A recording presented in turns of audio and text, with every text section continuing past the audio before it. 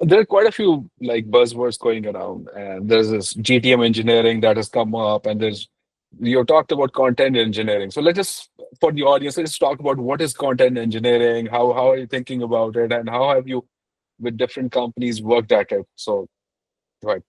Yeah, yeah. So a few months ago, I wrote a post that kind of really took off a bit, called "The Rise of the 10x Content Engineer." And content Mm, engineering has actually been a thing about putting like content management systems and things like that together. But what I really noticed was a need for kind of stitching workflows together, and that's what AirOps does as part of its core platform. Is you have all of these workflows that you can use for SEO and content teams. So, for example, we run this webinar or this podcast. I do some webinars and podcasts. We can stitch together some workflows with LLMs to help us get a summary, email recaps, social post recaps, all of these different things. You can do the same thing for content and SEO around like URL, meta description, meta titles, refreshing your content, getting refreshed suggestions, creating FAQs or questions to go with it.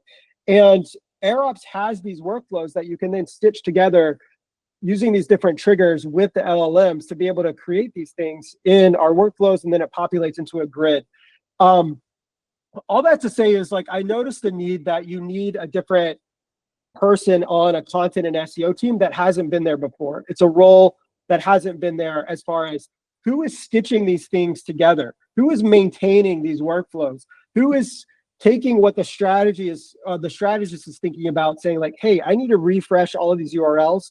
How can we build a system to really do that? And that's why you need a content engineer to build that out. So think about Zapier, think about Make or something like that. Who is maintaining those type of things? You now need that person on the content and SEO teams.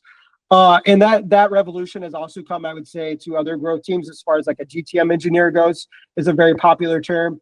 I like to think about it back to Zapier or something even like HubSpot did, 10 or 15 years ago with an inbound marketer. You now had a new set of tools that needed a new place in the marketing tech stack, but also on the marketing team. That's the same thing that's happening with AirOps and similar tools.